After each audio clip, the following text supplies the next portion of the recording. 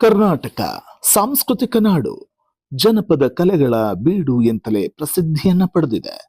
ಅದರಲ್ಲೂ ಉತ್ತರ ಕನ್ನಡ ಜಿಲ್ಲೆಯ ಬಹುತೇಕ ಕಡೆಗಳಲ್ಲಿ ಆಚರಿಸುವ ಸಾಂಪ್ರದಾಯಿಕ ಆಚರಣೆಗಳಿಗೇನು ಬರ ಇಲ್ಲ. ಅದರಲ್ಲೂ ಮಲೆನಾಡಿನ ಭಾಗಗಳಲ್ಲಿ ಆಚರಿಸುವ ಭೂತಾರಾಧನೆ ವಿಶೇಷವಾದದ್ದು.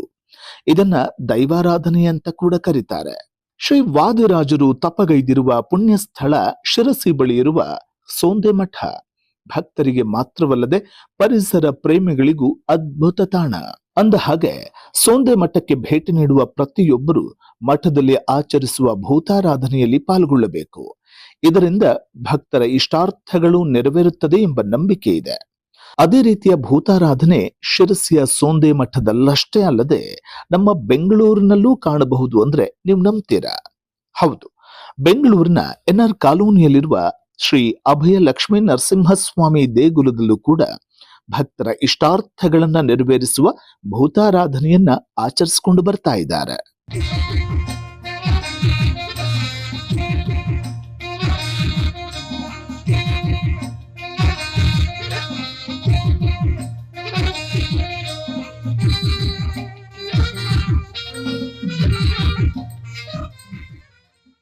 ಈ ದಿನ ಭೂತರಾಜರ ಪೂಜೆ. ಏನಿಲ್ಲ ಭೂತರಾಜರ ಪೂಜೆ ವಿಶೇಷ ಅಂದರೆ ರಕ್ಷಕಂ ಮಹಿಮಾಸಕ್ತಂ ಸದಾ ಸರ್ವತ್ರ ಸರ್ವದಾ ವಾದಿರಾಜ ಗುರುಧೂತಂ ಭೂತರಾಜಂ ನತೋಸ್ಮ್ಯಹಂ ಅಂತ ಹೇಳ್ತಾರೆ. ಅಂದರೆ ವಾದಿರಾಜರ ಶಿಷ್ಯರಾಗಿರ್ತಕ್ಕಂತಹ ಭೂತರಾಜರು ನಮ್ಮ ಎಲ್ಲ ಒಂದು ತಾಪತ್ರಯಗಳನ್ನು ಮತ್ತು ನಮಗಿರುವಂಥ ಸಮಸ್ಯೆಗಳನ್ನು ಎಲ್ಲವನ್ನು ಪರಿಹಾರ ಮಾಡುವಂಥ ಒಂದು ಸದೃಢ ಶಕ್ತಿ ಇರುವಂಥ ದೇವತೆ ನಮ್ಮ ಭೂತರಾಜರು ಅಂತ ಹೇಳ್ಬೋದು. ಅಂಥ ಭೂತರಾಜರ ಪ್ರಾರ್ಥನೆ ಯಾರು ಮಾಡ್ತಾರೋ, ಯಾರ ಮನೆಯಲ್ಲಿ ಭೂತರಾಜರ ಫೋಟೋ ಇರುತ್ತೋ, ಯಾರ ಮನೆಯಲ್ಲಿ ಯಾರಿಗೆ ಭೂತರಾಜರ ಯಂತ್ರವನ್ನು ಹಾಕ್ತಿರೋ ಅಥವಾ ಭೂತರಾಜರ ತೀರ್ಥವನ್ನು ಪ್ರೋಕ್ಷಣೆ ಯಾರು ಮಾಡಿಸ್ಕೊಳ್ತಾರೋ, ಭೂತರಾಜರ ದಂಡವನ್ನು ಯಾರು ಸ್ಪರ್ಶ ಮಾಡ್ತಾರೋ ಅವರಿಗೆಲ್ಲ ದುಃಖಗಳು ಪರಿಹಾರ ಆಗುತ್ತೆ. ಮತ್ತು ಇರುವಂಥ ದೃಷ್ಟಿಗಳೇನಾದರೂ ಇದ್ದರೆ, ಒಂದು ನಾವು ಮಾಡೋ ಕೆಲಸದಿಂದ ಬರುವಂಥ ದೃಷ್ಟಿಗಳಾಗಿರ್ಬೋದು, ಅಥವಾ ಬೇರೆಯವರು ನಾವು ಮಾಡೋ ಕೆಲಸದ ಮೇಲೆ ನಮ್ಮ ಮೇಲೆ ದೃಷ್ಟಿಗಳು ಹಾಕುವಂಥದ್ದು, ಅಥವಾ ನಮ್ಮ ಮನೆಯ ಮೇಲೆ ದೃಷ್ಟಿ ಆಗುವಂಥದ್ದು, ಇದೆಲ್ಲ ಸಾಮಾನ್ಯವಾಗಿ ನೋಡ್ತಿರ್ತೀವಿ. ಇದು ಎಲ್ಲ ಪರಿಹಾರ ಆಗಬೇಕು ಅಂದರೆ ಭೂತರಾಜರು ವಿಶೇಷವಾಗಿರತಕ್ಕಂಥ ಸನ್ನಿಧಾನ ಇಲ್ಲಿರೋದು. ನಮ್ಮ ತಾತ ಅವರಿಗೆ ಹರಿಕಥಾ ವಿದ್ವಾನ್ ಎಲೆಮೇಲಿ ರಾಘವೇಂದ್ರಾಚಾರ್ಯ ಅವರಿಗೆ ಭೂತರಾಜರ ದಂಡವನ್ನು ಕೊಟ್ಟಿದ್ದು ಇಲ್ಲಿ ವಿಶೇಷ. ಹಾಗಾಗಿ ಭೂತರಾಜರ ದಂಡವನ್ನು ಇಲ್ಲಿ ಇಟ್ಟು ಪ್ರತಿಷ್ಠಾಪನೆಯನ್ನು ಮಾಡಿ ಲಕ್ಷ್ಮೀ ನರಸಿಂಹದೇವರ ಸನ್ನಿಧಾನದಲ್ಲಿ, ಸ್ತಂಭ ಲಕ್ಷ್ಮೀ ನರಸಿಂಹದೇವರ ಸನ್ನಿಧಾನದಲ್ಲಿ ಆ ಭೂತರಾಜರ ದಂಡ ಇಟ್ಟಿರೋದ್ರಿಂದ ಪ್ರತಿ ಪೌರ್ಣಮಿ ಇಲ್ಲಿ ಭೂತರಾಜರ ಪೂಜೆ ಆಗೋದು ವಿಶೇಷ. ಯಾರ್ಯಾರು ಭೂತರಾಜರ ಪೂಜೆಗೆ ಬರ್ತಾರೋ, ಇದು ನೋಡಿ ಪ್ರತಿ ಪೌರ್ಣಮಿ ಮಾತ್ರ ನಡೆಯುವಂಥ ಪೂಜೆ. ಸೋಂದಾ ಕ್ಷೇತ್ರದಲ್ಲಿ ಪ್ರತಿದಿನ ನಡೆಯುತ್ತೆ. ಬೆಂಗಳೂರಿನ ಜನಗಳಿಗೆ ಅನುಕೂಲ ಆಗಬೇಕು ಅನ್ನೋ ಕಾರಣಕ್ಕೋಸ್ಕರ ಪ್ರತಿ ಪೌರ್ಣಮಿ ಮಾತ್ರ ಸಾಯಂಕಾಲ 7 ಗಂಟೆಯಿಂದ 8 ಗಂಟೆಯವರೆಗೂ ಕಾಲ ಭೂತರಾಜರ ಪೂಜೆ. ಇಲ್ಲಿ ಭೂತರಾಜರಿಗೆ ಅನ್ನ ಬಲಿ, ಇಲ್ಲಿ ಸಾತ್ವಿಕವಾಗಿರ್ತಕ್ಕಂಥ ಅನ್ನ ಬಲಿಯನ್ನು ಮಾಡ್ತೀವಿ. ಅದಾದಮೇಲೆ ಭೂತರಾಜರ ತೀರ್ಥ ಪ್ರೋಕ್ಷಣೆ ಆಗುತ್ತೆ. ಅದಾದಮೇಲೆ ಭೂತರಾಜರ ದಂಡವನ್ನು ತಲೆಯ ಮೇಲೆ ಇಡ್ತೀವಿ. ಆ ದಂಡ ಇಡೋ ಉದ್ದೇಶ ಏನಂದರೆ, ಆ ಮನುಷ್ಯನಿಗೆ ಏನಾದರೂ ಸಮಸ್ಯೆಗಳಿದ್ದು, ಅಥವಾ ಈಗ ಏನಾಗುತ್ತೆ ಯೂಶಲಿ ಊಟ ಮಾಡಿದ ಮೇಲೆ ಹೊಟ್ಟೆ ಹಸಿಯೋದು, ಸುಮ್ಮನೆ ಕೋಪ ಬರೋದು, ನಿದ್ದೆ ಬರದಿರೋದು, ಮಲಗಿದ ತಕ್ಷಣ ನಿದ್ದೆ ಬರದೇ ಇರೋದು, ಸಾಕಷ್ಟು ಚಿಂತೆಗಳು ಮನುಷ್ಯನಿಗಿದೆ. ಇದೆಲ್ಲ ಕ್ರಮೇಣ ಪರಿಹಾರ ಆಗಬೇಕು ಅಂದರೆ ಭೂತರಾಜರು ವಿಶೇಷವಾದ ಸನ್ನಿಧಾನ ಆ ಮನುಷ್ಯನಿಗೆ ಅವಶ್ಯಕತೆ ಇದೆ. ಆ ಮನುಷ್ಯನ ಒಂದು ಜೀವನದ ಬೆಳಕಿಗೋಸ್ಕರ ಭೂತರಾಜರು ಭಾಳ ಅನುಕೂಲ ಮಾಡಿಕೊಡ್ತಾರೆ ಅನ್ನೋದು ನಂಬಿಕೆ, ಪ್ರಾಚೀನರ ನಂಬಿಕೆ. ಹಾಗಾಗಿ ಭೂತರಾಜರ ಪೂಜೆಯನ್ನು ನಮ್ಮ ದೇವಸ್ಥಾನದಲ್ಲಿ ಪ್ರತಿ ಪೌರ್ಣಮಿ ಮಾಡೋದು ವಿಶೇಷ. ಯಾರ್ಯಾರು ಭೂತರಾಜರ ಪೂಜೆ ಮಾಡಿಸ್ತಾರೋ ಅವರಿಗೆಲ್ಲ ಸಕುಟುಂಬಕ್ಕೂ ಒಳ್ಳೆ ವಿದ್ಯಾ, ಬುದ್ಧಿ, ಆಯುಷು, ಆರೋಗ್ಯ, ಧನ, ಧಾನ್ಯ, ಸಂಪತ್ತು ಎಲ್ಲ ಬರಲಿ ಅಂತ ನಾವು ಕೂಡ ಪ್ರಾರ್ಥನೆ ಮಾಡ್ತೀವಿ. ನೀವುಗಳು ಕೂಡ ಅಲ್ಲಿಂದನೇ ಪ್ರಾರ್ಥನೆ ಮಾಡಿರಿ. ತ್ಯಾಗರಾಜ ನಗರದಲ್ಲಿ ಕಂಬದ ಲಕ್ಷ್ಮೀ ನರಸಿಂಹ ದೇವಸ್ಥಾನದಲ್ಲಿ ಪ್ರತಿ ಪೌರ್ಣಮಿ ಸಾಯಂಕಾಲ ಭೂತರಾಜರ ಪೂಜೆ ಆಗೋದು ವಿಶೇಷ.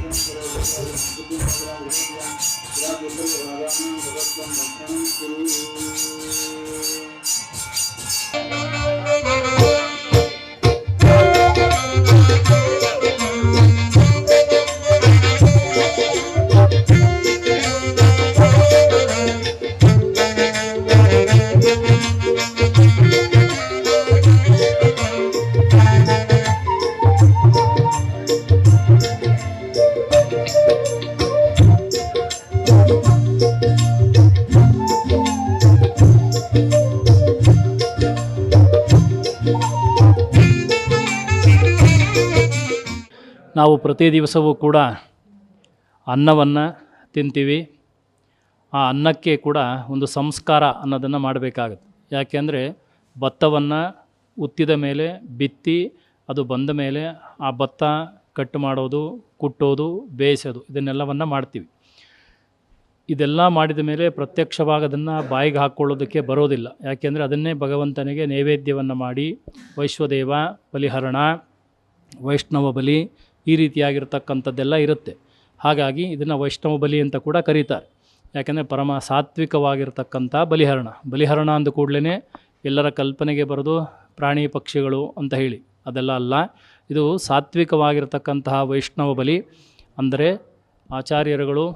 ಆಚಾರ್ಯತ್ರಯರು ಎಲ್ಲರೂ ಬಂದ ಮೇಲೆ ಈ ಬಲಿಹರಣಗಳನ್ನು ನಿಷೇಧವನ್ನು ಮಾಡಿ ಸಾತ್ವಿಕವಾದ ಬಲಿಹರಣವನ್ನು ಮಾಡಿ ಅಂತ ಹೇಳಿದ್ದಾರೆ. ಅದನ್ನು ಅನ್ನದಲ್ಲೇ ಅನ್ನ, ಪುದುಗುಂಬಳಕಾಯಿ, ಸೌತೆಕಾಯಿ, ಬಾಳೆಕಾಯಿ ಇವೆಲ್ಲವೂ ಕೂಡ ಬಲಿಹರಣ ಪದಾರ್ಥಕ್ಕೆ ಸಾತ್ವಿಕವಾಗಿ ಉಪಯೋಗಿಸ್ತಕ್ಕಂಥದ್ದು. ಹಾಗಾಗಿ ದಿಕ್ಪಾಲಕರಿಗೆ ಹೋಮಾದಿಗಳನ್ನು ಮಾಡಿದಾಗ ಅವರ ಒಳಗಡೆ ಆಹುತಿ ಇಲ್ಲ. ಅವರಿಗೆ ಹೋಮದ ಒಳಗೆ ದಿಕ್ಪಾಲಕರಿಗೆ ಆಹುತಿಯನ್ನು ನೀಡಲಾಗೋದಿಲ್ಲ. ಅವರಿಗೆಲ್ಲ ಮನೆಯ ಹೊರಗಡೆಗೆ, ನೀವು ಗೃಹ ಪ್ರವೇಶ ಮಾಡಿದಾಗ ನೋಡಿರ್ತಾರೆ, ಹೊರಗಡೆ ಬಾಳೆ ಎಲೆ ಹಾಕಿ ಅದರ ತುಂಬ ಅನ್ನವನ್ನು 8 ಭಾಗಗಳಲ್ಲಿ ಹಾಕಿ ಮಧ್ಯದಲ್ಲಿ ಒಂದು ದೀಪವನ್ನು ಇಟ್ಟು ಕೆಂಪು ನೀರನ್ನು ಇಡ್ತಾರೆ. ಅದಕ್ಕೆ ದಿಗ್ಬಲಿ ಅಂತ ಹೆಸರು. ಅದನ್ನು ಮಾಡಿದರೇ ಗೃಹ ಪ್ರವೇಶ ಪೂರ್ಣವಾಯಿತು ಅಂತ. ಅದನ್ನು ರಾಕ್ಷೋಹಣ ಪೂಜೆ, ರಾಕ್ಷೋಹಣ ಬಲಿ, ರಾಕ್ಷಸರಿಗೋಸ್ಕರವಾಗಿರ್ತಕ್ಕಂಥದ್ದು. ಅದನ್ನು ಭೂತಪ್ರೇತ ಪಿಶಾಚಾದಿಗಳು ಅದನ್ನು ತಗೊಂಡು ಅಕಸ್ಮಾತ್ ಮನೆಯೊಳಗಿರ್ತಕ್ಕಂಥದ್ದು ಏನಾದರೂ ವಾಸ ಮಾಡಿದರೆ, ಅದಕ್ಕೆ ಆಹಾರ ಇಲ್ಲದೇ ಇದ್ದರೆ ಅದನ್ನು ತಗೊಂಡು ಅವರ ಮುಂದೆ ಹೋಗಲಿ ಅಂತಕ್ಕಂಥ ಒಂದು ವಿಶೇಷತೆಯನ್ನು ಅಲ್ಲಿ ಮಾಡ್ತಾರೆ. ಇದನ್ನೇ ಭೂತರಾಜರ ಪೂಜೆ ಎಂದರೂ ಕೂಡ, ಭೂತರಾಜರ ಬಲಿಗೂ ವೈಷ್ಣವ ಬಲಿ ಅಂತ ಹೇಳಿ ಪರಮ ಸಾತ್ವಿಕವಾಗಿರ್ತಕ್ಕಂಥ ಈ ಅನ್ನದ ಬಲಿಯನ್ನು ಕೂಡ ನಾವು ಪ್ರತಿ ಮಾಸವೂ ಕೂಡ ಇಲ್ಲಿ ಮಾಡ್ತೀವಿ. ಸೋಂದಾಕ್ಷತ್ರದಲ್ಲಿ ಪ್ರತಿ ದಿವಸವೂ ಮಾಡ್ತಾರೆ. ಇಲ್ಲಿ ನಾವು ಪ್ರತಿ ಪೌರ್ಣಿಮೆ ಅನ್ನದ ಬಲಿಯನ್ನು ಮಾಡ್ತೀವಿ. ಅಲ್ಲಿ ಎಲ್ಲೂ ಕೂಡ ಬಲಿಹರಣದ ಪ್ರಸಾದವನ್ನು ಕೊಡೋದಿಲ್ಲ. ಯಾಕೆಂದರೆ ಪ್ರತ್ಯಕ್ಷವಾಗಿ ಅಲ್ಲಿ ಕೆರೆಯಲ್ಲಿ ಭೂತರಾಜರು ವಾಸ ಮಾಡ್ತಾರೆ. ಆ ಇಡೀ ಬಲಿಹರಣದ ಅನ್ನವನ್ನು ಆ ಕೆರೆಯಲ್ಲಿ ಸಮರ್ಪಣೆಯನ್ನು ಮಾಡ್ತಾರೆ. ನಮಗೆ ಬೆಂಗಳೂರಿನಲ್ಲಿ ಅತ್ಯಂತ ಕೆರೆಗಳನ್ನೆಲ್ಲ ನಾವೇ ತಿಂದಿರೋದ್ರಿಂದ ಎಲ್ಲೂ ನೀರು ಸಿಗೋದು ಸ್ವಲ್ಪ ಅಭಾವ. ನ್ಯಾಯವಾಗಿದ್ದನ್ನು ನೀರಿನಲ್ಲಿ ಹಾಕಬೋದು. ಅಕಸ್ಮಾತ್ ಬರೀ ನೀರಲ್ಲಿ ಹಾಕೋದಕ್ಕಿಂತಲೂ ಕೂಡ ನಮ್ಮ ಮನೆಯಲ್ಲಿರ್ತಕ್ಕಂತಹ 1 ತಿಂಗಳಿಗೆ 1 ಸಲ ಆಗುತ್ತೆ. 1 ತಿಂಗಳು ಅಂದರೆ ಸಾಕಷ್ಟು ಮನೆಯಲ್ಲಿ ದೃಷ್ಟಿ ದೋಷಗಳು ಇವೆಲ್ಲ ನಡೆದಿರುತ್ತೆ. ಹಾಗಾಗಿ ಒಂದು ಸಲ ಮನೆಯಲ್ಲಿ ನಿವಾಳಿಸಿ ಅಲ್ಲಿರ್ತಕ್ಕಂತಹ ಗಿಡದ ಕೆಳಗೋ ನೀರಿನಲ್ಲೋ ಅಥವಾ ಹೊರಗಡೆನೋ ಎಲ್ಲಿ ಬೇಕಾದ ತುಳಿದೇ ಇರತಕ್ಕಂಥ ಜಾಗದಲ್ಲಿ ಅದನ್ನು ಹಾಕಿ ಅವಕಾಶ ಇದ್ದಾಗ ಕೈಕಾಲು ತೊಳ್ಕೊಂಡು ಹೋಗಬೇಕು. ಅಥವಾ ಮನೆ ಒಳಗೆ ಜಾಗ ಇರಲ್ಲ ಕೆಲವರಿಗೆ, ಹಾಗಾಗಿ ಮನೆ ಒಳಗಡೆ ಹೋದ ಕೂಡಲೇ ಕೈಕಾಲನ್ನು ತೊಳ್ಕೊಂಡು ಹೋಗ್ತಕ್ಕಂಥದ್ದು ಒಂದು ಪದ್ಧತಿ. ಹಾಗಾಗಿ ವೈಷ್ಣವ ಬಲಿ ಅಂತ ಹೇಳಿ ಇದನ್ನು ಕರೀತಾರೆ. ಈ ಬಲಿಹರಣದಿಂದ ಒಬ್ಬೊಬ್ಬರಿಗೆ ಒಂದೊಂದರಿಂದ ತೃಪ್ತಿ ಅಲ್ವಾ. ನಮಗೆ ಎಷ್ಟೇ ಊಟವನ್ನು ಎಷ್ಟೇ ದೊಡ್ಡ ಎಲೆಯಲ್ಲಿ ಬಡಿಸಿದ್ರೂ ಕೂಡ ನಮಗೆ ಯಾವುದು ಇಷ್ಟವೋ ಅದಕ್ಕೆ ಮೊದಲು ಕೈ ಹೋಗುತ್ತೆ. ಆ ರೀತಿಯಾಗಿ ಆಯಾ ದೇವತೆಗಳಿಗೂ ಹಾಗೇನೆ, ಯಾರಿಗೆ ಯಾವುದನ್ನು ನಾವು ಬಡಿಸಿದರೆ ಪ್ರೀತಿಯಾಗುತ್ತೋ ಅಂತಹ ಪ್ರೀತಿಪಾತ್ರರಾಗಿರ್ತಕ್ಕಂತಹ ಬಲಿಹರಣದಿಂದ ಭೂತರಾಜರಿಗೆ ತೃಪ್ತಿ, ಅಭಿಷೇಕದಿಂದ ಈಶ್ವರನಿಗೆ ತೃಪ್ತಿ, ಅಲಂಕಾರದಿಂದ ನಾರಾಯಣನ ಪೂಜೆ, ನೈವೇದ್ಯದಿಂದ ಗಣಪತಿಗೆ ಪೂಜೆ, ಹೀಗೆ ಅನೇಕ ವಿಷಯಗಳು ನಡೆಯುತ್ತೆ. ಹಾಗಾಗಿ ಭೂತರಾಜರಿಗೆ ಈ ಬಲಿಹರಣ ಒಂದು ವಿಶೇಷ. ಇದಕ್ಕೋಸ್ಕರವಾಗಿ ಈ ಬಲಿಹರಣವನ್ನು ಮಾಡ್ತೀವಿ. ಇದಾದ ನಂತರದಲ್ಲಿ ಸಾಮಾನ್ಯವಾಗಿ ಈ ಬಲಿಹರಣದಲ್ಲಿ ಬಾಳೆಹಣ್ಣನ್ನು ಒಂದು ಹಾಕಿರ್ತೀವಿ. ಅದಕ್ಕೆ ರಂಭಾಫಲ ಅಂತ ಹೆಸರು. ಇದು ಕೂಡ ನೀವು ಗೃಹ ಪ್ರವೇಶದಲ್ಲ ನೋಡಿರ್ತೀರಿ.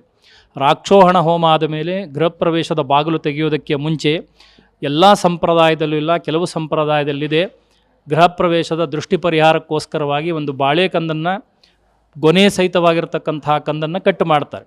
ಹಾಗೆ ಆ ರಂಭಾಫಲವನ್ನು ಕೂಡ ಇದರೊಳಗೆ ಮಿಶ್ರಣ ಮಾಡಿ ಹಾಕಿದಾಗ ಎಲ್ಲ ದೋಷಗಳು ಅದು ಪರಿಹಾರವಾಗ್ತಕ್ಕಂತೆ ಅನ್ನೋದು ಕೂಡ ಇದರೊಂದು ವಿಶೇಷವಾಗಿರ್ತಕ್ಕಂಥದ್ದು. ಅದಕ್ಕೋಸ್ಕರವಾಗಿ ಆ ಅನ್ನವನ್ನು ಯಾರೂ ಬಾಯಿಗೆ ಹಾಕ್ಕೊಳ್ಳಬಾರ್ದು ಅನ್ನೋ ಉದ್ದೇಶಕ್ಕೋಸ್ಕರವಾಗಿ ಅಲ್ಲಿ ಪೂಜಾದಿಗಳನ್ನು ಮಾಡ್ತೀವಿ. ಅರಿಶಿಣ ಕುಂಕುಮ ಮಿಶ್ರಿತವಾಗಿ ಯಥೇಚ್ಛವಾಗಿ ಹಾಕಿದರೆ ಅದು ಬಲಿಹರಣ ಆಗುತ್ತೆ. ಏನೂ ಹಾಕದೆ ಅನ್ನಕ್ಕೆ ತುಪ್ಪವನ್ನು ಹಾಕಿದರೆ ಅದು ನೈವೇದ್ಯವಾಗುತ್ತೆ. ನಾವು ಸ್ವೀಕಾರ ಮಾಡಿದ್ರೆ ಆಹುತಿ ಆಗುತ್ತೆ. ಅನ್ನವನ್ನು ದೇವರಿಗೆ ಸಮರ್ಪಣೆಯನ್ನು ಮಾಡಿ ಇಂಥ ಬಲಿಹರಣಗಳು, ವೈಷ್ಣವ ಬಲಿ ಮತ್ತು ನಾಲ್ಕು ಬಲಿಯಿಂದ ಹೊರಗಡೆ ಕೂಡ ಪಶು ಪಕ್ಷಿಗಳಿಗೆಲ್ಲವನ್ನು ಇಟ್ಟು ನೋಡಿ, ಒಂದು ಅನ್ನದ ಅಗಳು ತಿನ್ನೋದಕ್ಕೆ ಇಷ್ಟೆಲ್ಲ ನಿಯಮ ಇದೆ. ಹೋಮಾದಿಗಳನ್ನು ಮಾಡಬೇಕು, ನೈವೇದ್ಯವನ್ನು ಮಾಡಬೇಕು, ಇನ್ನೊಬ್ಬರಿಗೆ ಹಾಕಬೇಕು, ಪಶು ಪಕ್ಷಿ ಪ್ರಾಣಿಗಳಿಗೆಲ್ಲ ಕೊಡಬೇಕು, ನಂತರದಲ್ಲಿ ನಾವು ಸ್ವೀಕಾರವನ್ನು ಮಾಡಬೇಕು. ಇದನ್ನು ದಿನನಿತ್ಯದಲ್ಲಿ ಮಾಡ್ತಕ್ಕಂಥ ಮಹಾನುಭಾವರು ಅನೇಕರು ಇದ್ದಾರೆ. ಮಾಡದೇ ಇದ್ದ ಪಕ್ಷದಲ್ಲಿ ಎಲ್ಲೆಯ ಸ್ಥಳಗಳಲ್ಲಿ ಈ ರೀತಿಯಾಗಿರ್ತಕ್ಕಂಥ ಪೂಜಾದಿಗಳು ನಡೆಯುತ್ತೋ ಅಲ್ಲಿ ಅದನ್ನೆಲ್ಲ ಮಾಡಿಸಿದರೆ ತೃಪ್ತಿ ಆಗುತ್ತೆ, ಆಯಾ ದೇವತೆಗಳು ತೃಪ್ತರಾಗ್ತಾರೆ. ಮತ್ತು ಭೂತರಾಜರು ಮುಂದೆ ರುದ್ರ ಪದವಿಗೆ ಬರ್ತಕ್ಕಂಥವರು ಒಂದು ಇರೋದರಿಂದ ಈಶ್ವರ ಮನೋನಿಯಾಮಕ. ಹಾಗಾಗಿ ಮನಸ್ಸಿಗೆ ಬೇಕಾಗಿರ್ತಕ್ಕಂತಹ ಫಲಗಳನ್ನು ಕೊಡ್ತಾನೆ. ಈಶ್ವರ ಮನಸ್ಸು ಮಾಡಿದ್ರೇ ನಾವುಗಳು ದೇವ್ರ ಪೂಜೆಯನ್ನು ಮಾಡಲಿಕ್ಕೆ ಆಗೋದು. ಹಾಗಾಗಿ ಬ್ರಹ್ಮ ವಿಷ್ಣು ಮಹೇಶ್ವರರು ಎಲ್ಲರೂ ನಮಗೆ ಆಶೀರ್ವಾದವನ್ನು ಮಾಡಬೇಕು. ಅಂತಹ ಭೂತರಾಜರು, ಅವರು ಪೂಜೆ ಮಾಡ್ತಕ್ಕಂತಹ ವಾದಿರಾಜರು ಮತ್ತು ಅವರು ಪೂಜೆ ಮಾಡ್ತಕ್ಕಂತಹ ಹಯಗ್ರೀವ ದೇವರು, ಲಕ್ಷ್ಮೀ ನರಸಿಂಹದೇವರ ಸನ್ನಿಧಾನ ಎಲ್ಲವೂ ಕೂಡ ಇಲ್ಲಿ ಇರೋದರಿಂದ ಪ್ರತಿ ತಿಂಗಳು ಇದು ಈ ಬಲಿಹರಣದ ವಿಶೇಷ. ಇದಾದ ಮೇಲೆ ಮನೆಗೆ ಇದನ್ನು ಪೂಜೆ ಎಲ್ಲ ಆದ ಮೇಲೆ ಮನೆಗೆ ಕೊಡೋದರಿಂದ ಮನೆಗೆ ತೊಗೊಂಡೋಗಿ ಅವರು ಮನೆಗೆ ನಿವಾಳಿಸಿ ತಮ್ಮ ಎಡಭಾಗದಲ್ಲಿ ಅದನ್ನು ಹಾಕಿ ಕೈಕಾಲು ತೊಳ್ಕೊಂಡು ಹೋಗೋದು ಒಂದು ಪದ್ಧತಿ. ಈ ರೀತಿಯಾಗಿ ಮಾಡಿದರೆ ಮನೆಯ ದೃಷ್ಟಿ ದೋಷಗಳು, ದೃಷ್ಟಿಬಾಧಾದಿಗಳು, ವಿಶೇಷವಾಗಿ ಅರ್ಧ ತಲೆನೋವು ಇವೆಲ್ಲ ಪರಿಹಾರ ಆಗುತ್ತೆ ಅಂತ ಹೇಳ್ತಾರೆ. ಯಾಕೆಂದರೆ ತಲೆ, ಮನಸ್ಸು ಇದಕ್ಕೆಲ್ಲ ಈಶ್ವರನೇ ಅಭಿಮಾನಿ ಆದ್ದರಿಂದ ಎಲ್ಲವನ್ನು ಕೂಡ ಪರಿಹಾರವನ್ನು ಮಾಡ್ತಾರೆ. ಇದಕ್ಕೆ ಮಾನಸಿಕ ಕ್ಲೇಶ ಅಂತ ಕೂಡ ಕರೀತಾರೆ. ಮನಸ್ಸಿಗೆ ಬೇಕಾದಂತಹ ಒಂದು ಅನೇಕ ಕಷ್ಟಗಳನ್ನು ಭೂತರಾಜರು ಪರಿಹಾರ ಮಾಡ್ತಾರೆ. ದೇಹಕ್ಕೆ ಔಷಧಿ ರೂಪವಾಗಿರ್ತಕ್ಕಂಥ ಇದೆ, ಮನಸ್ಸಿಗೆ ಕ್ಲೇಶವನ್ನು ಪರಿಹಾರ ಮಾಡ್ತಕ್ಕಂಥವರು ಭೂತರಾಜರು. ಅದು ದೇವರ ಅನುಗ್ರಹದಿಂದ ಅಂತ ಹೇಳಿ ಅಂತಹ ವಿಶೇಷವಾಗಿರ್ತಕ್ಕಂಥ ಭೂತರಾಜರ ಬಲಿಹರಣದ ಮಾಹಿತಿಯನ್ನು ತಿಳಿಸಿದ್ದೀವಿ. ಮುಂದೆ ಇನ್ನು ವಿಶೇಷವಾದ ವಜ್ರಕ್ಷೇತ್ರದಲ್ಲಿ ನಡೀತಕ್ಕಂತಹ ಕೆಲಸಗಳಿಗೆ ಎಲ್ಲರೂ ಕೂಡ ಭಾಗಿಗಳಾಗಲಿ, ಎಲ್ಲರಿಗೂ ಕೂಡ ಭಗವಂತ ಅನುಗ್ರಹ ಮಾಡಲಿ. ಶ್ರೀಕೃಷ್ಣ ಅರ್ಪಣಮಸ್ತು.